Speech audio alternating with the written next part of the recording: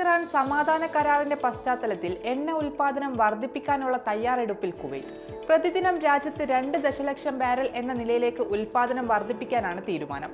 തകർന്ന ഊർജ്ജ അടിസ്ഥാന സൗകര്യങ്ങളുടെ അറ്റകുറ്റപ്പണികൾ പൂർത്തിയാക്കിയതായും ഉൽപാദനം വേഗത്തിൽ വർദ്ധിപ്പിക്കാനും യുദ്ധത്തിന് മുമ്പുള്ള നിലവാരത്തിലെത്തിക്കാനും കഴിയുമെന്ന് Kuwait petroleum corporation chief executive officer പറഞ്ഞു.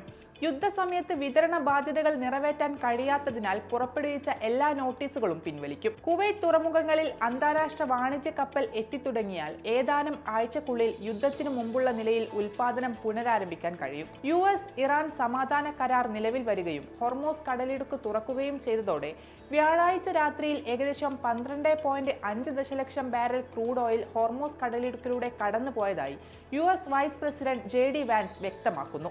കടലിടുക്കിലൂടെയുള്ള ഗതാഗതം യുദ്ധത്തിന് മുമ്പുള്ള നിലവാരത്തിലെത്താൻ ഇനിയും സമയമെടുക്കുമെന്നാണ് റിപ്പോർട്ട്. സുരക്ഷിതമായ പ്രവേശനം ഉറപ്പാക്കലും മൈനുകൾ നീക്കം ചെയ്യലും ഇതിൽ പ്രധാനമാണ്.